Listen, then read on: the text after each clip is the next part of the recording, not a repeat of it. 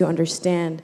So whether it's running workshops or projects or things to actually get people to understand that it's a good thing. So you can't just bust into a rural area, hand a person a phone, an application, and tell them this will change your life without first giving them that process of understanding. So I just thought that was an important point to make.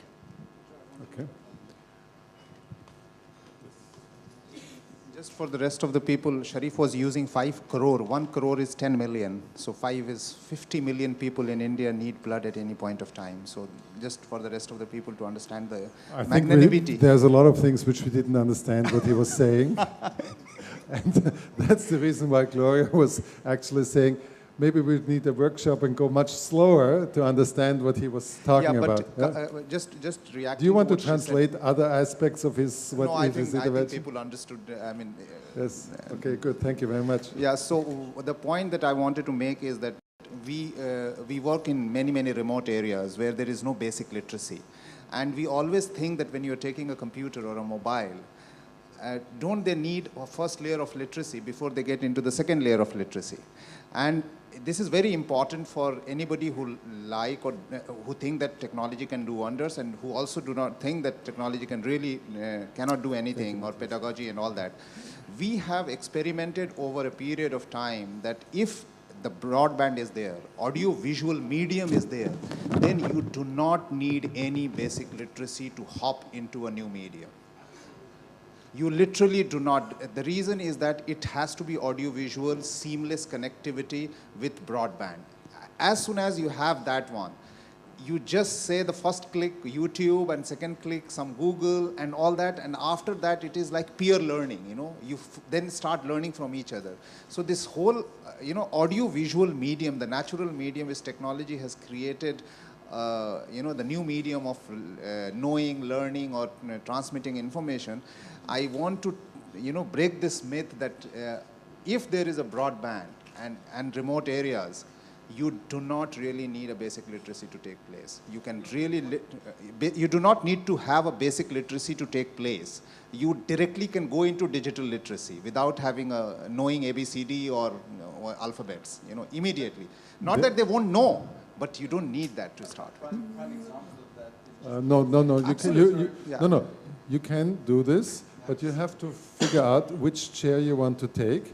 And since these people are very, we're very territorial. One of the people, so David, do you want to clear your chair? And Gary, you want to sit down here? Yes? Go there and take responsibility for intervening. Take the mic as well. No, he gets the other mic. I know. Just a comment. To illustrate that it's not just adults. I mean, the prime example that everybody uses is children. Children jump into technology, will use the remote before the parents. Absolutely. They'll be able to program things because there's no barrier. Absolutely. And it's all audiovisual. It's a click and learn. And so I just want to concur and say, look, it's a global phenomenon. That good design drives engagement and learning. What he actually was talking about is oral cultures move into the audiovisual age without the break of being textual. But it's a very human trait, which is cross-cultural, that children will adopt, and absolutely. They can. Certain cultures have more proclivity towards that than others, but absolutely. Also, I think just a line between the both of the new learners of digital are as good as kids. They don't have to unlearn anything. Before Osama continues to be smart, we have here somebody. All right. The good thing is Gary has to stay here because it's part of the game that your chair is already taken. You cannot return. Okay, go ahead. All right, I'm Miller from University of Jaffna, Sri Lanka. Say your name slowly. I'm Miller Alexander. Miller Alexander, okay. From University of Jaffna, Sri Lanka. And as Mr. Aziz said, blood donation is our project also. But they are doing for the smartphones, and we are, as our friend said, for the rural place, we're using the WSA technology to interconnecting peoples. So we're using the LBS technology to finding a little coverage, only in the coverage people, and let you know there is a blood donation needed, and we make it fast, this process, by USSD technology for everyone. Can I say that? Yeah. With the help of this platform, now we got these youngsters, so we are starting our mobile application in Sri Lanka also. So we Very can good. not only thank you so much for this platform. And today we got our people from Sri Lanka as well as Nepal. So by next 2 months, we are going to start our all the applications to overcome this problem in Sri Lanka, both in Sri Lanka and Nepal countries. Thanks to this progress, it's already succeeded on its project. It's a winning project. So we have a contribution by our USSD part. So join together, India versus Sri Lanka. There is nothing versus. So we interconnect this. And for Sri Lanka, we are using the mobile application from their part, and our USSD interconnected going to promote the friends to support in Sri Lanka as soon as possible. Maybe before this year end. Thank you. In classical music, you call this a duet. Kind of. This is what you call the technology rap. Yeah. The Okay. South-Indian collaborations. Yeah, I just wanted to add one thing. It's very important to start thinking about other areas and other disciplines to take into consideration. This specific issue related to health. I don't know if any of you have read the book Nudge.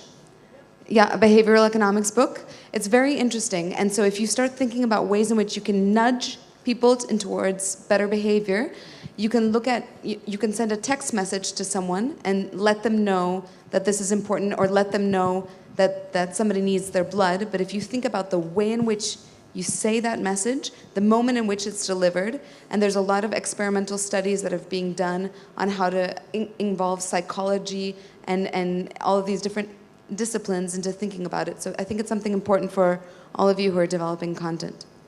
Kabir joined us here, and he needs a microphone, and I'm happy to tell everybody else who has nothing to say to leave the circle. But it's Kabir, please. Thank you. Yeah, my name is Kabir from Nigeria. I just wanted to learn, well, there are three.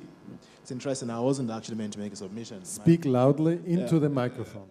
It's interesting. I wasn't actually meant to make a submission. My senior here was meant to, but I got interested, and I wanted to talk about three things. The first one was I wanted to lend my voice to what you mentioned about how people can easily transit from how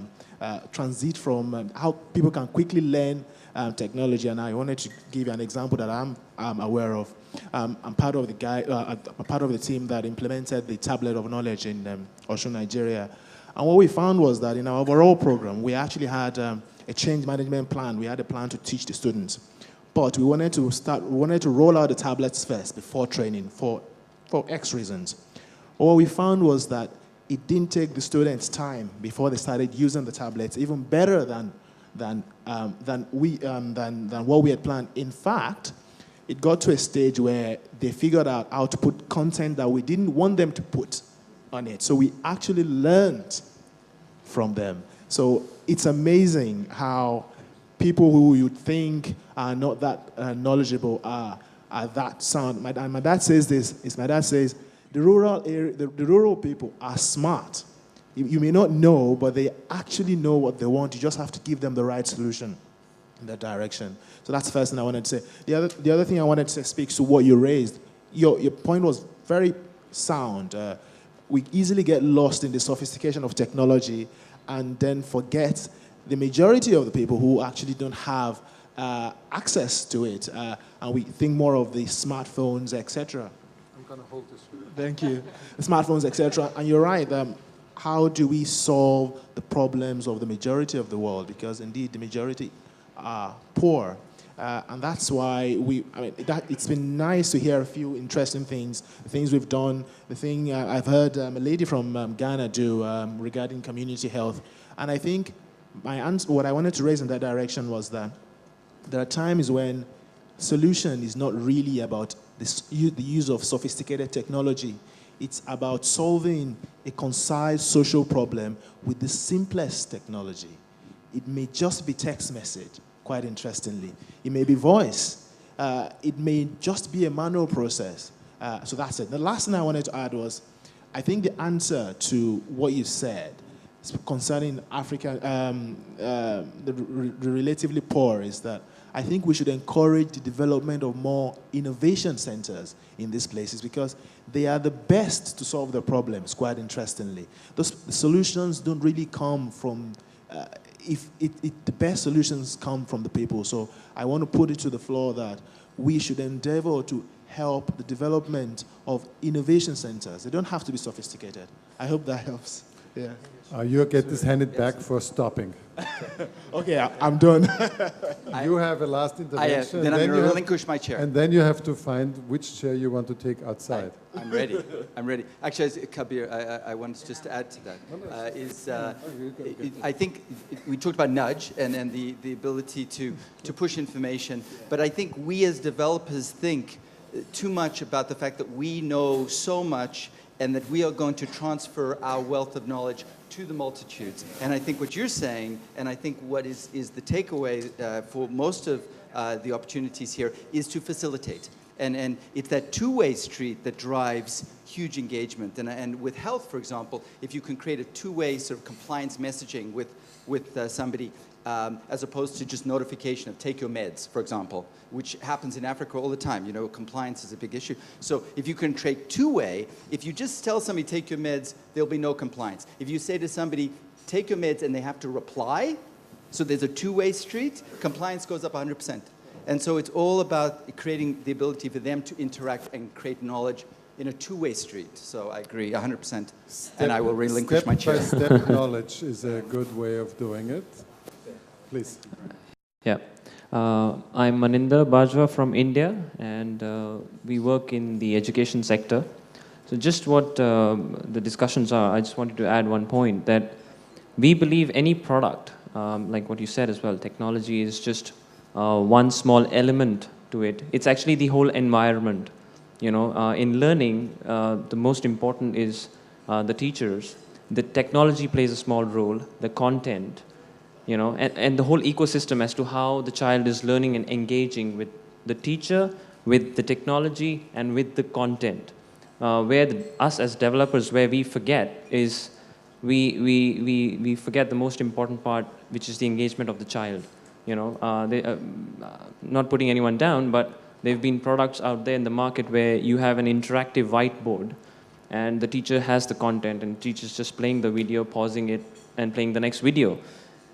I don't see any advantage because the children are just sitting there and staring at a big, huge 78 inches screen. You know, so if we can have products where we are involving the whole engagement of everyone, you know, then I guess it'll be the right way to go. The key thought coming from here, strengthening from there, and so on, is we have the opportunity now to make media interactive.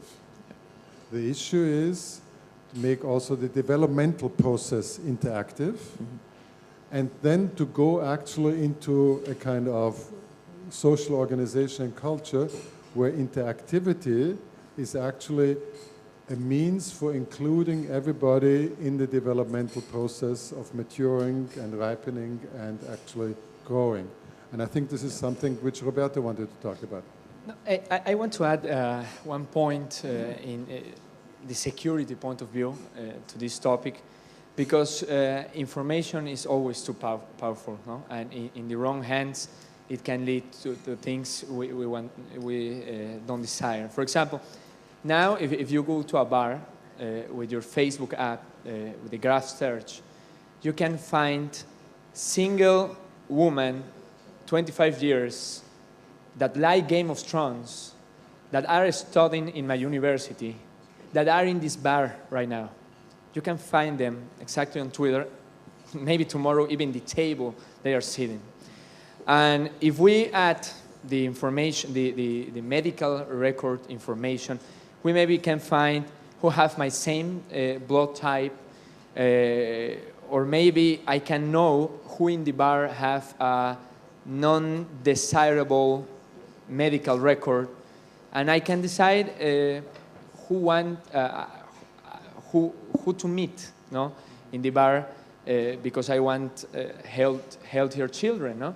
So if we already have discrimination in this world, with that kind of data or with information we are sharing or using in apps, also in rural areas, I don't know, and it's the question I want to ask you, what are the negative externalities of connecting the world in this way? Okay, we will come back to this negative externalities, but first we have 2 more people to speak.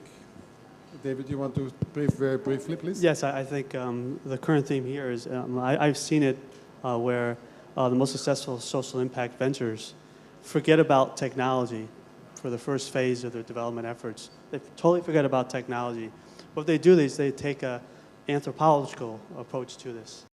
To really make a social impact, you have to understand what the impact is going to be on your target market. Whether it's trying to make money or trying to make social impact, the same thing. And it goes into this whole theme today from the keynote speaker that spoke about the tea auction and how important it is to be immersed and understand their behaviors. And then to Badir talking about the children, where he can't just communicate and just have them fill out surveys. He has to actually sit there with them and play with them and share that environment. Now, when we talk about social impacts in rural areas, unless you lived in that culture, lived at a rural area and share the experience, the first suggestion is just to go there and live with them. I recently worked with a social impact venture that had a mobile app, was going to try to have positive impact in a rural community. And they had a very interesting approach. They went there for a month and lived in the community. There was a progression. First of all, they didn't use any technology. They just sat there and observed, and made notes. And it was all about value systems and what different people in the community valued. And they watched and observed, and then they progressed. So the next thing they did, they didn't give a smartphone.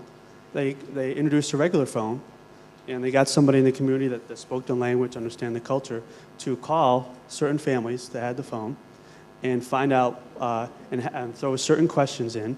And the person would be there observing who answered the phone, okay, based on the topic, what were the questions that were asked, then when a decision has to be made, who was part of the decision making, who ultimately made the decision. So this is an anthropological way to do it. You had your presentation, I think, yesterday. It's over. Therefore, you pass the microphone on to the next person. Please. Thank you very much, David. Thank you. Thank you. Hello, my name is Nicholas. I'm coming from Paris, and I'm a designer. So I'm not a tech guy, I guess, but I'm interested in technology, but not technology for the technology. It's more technology for what makes sense. So I'm really interested about environmental issues and social issues as well. And I really like what you said about rural people have knowledge and they are smart. And I think it's also something that is going His name is Kabir. Kabir. So you and your name is what? Nicholas. Kabir, this is Nicholas. Yes. Okay. Let's talk. So I think there is something that is going to be lost. It's knowledge of this kind of people, like endangered species, like the bird I'm wearing this T-shirt. It's also people that are not being focused on, and they have like really great knowledge. For example, how to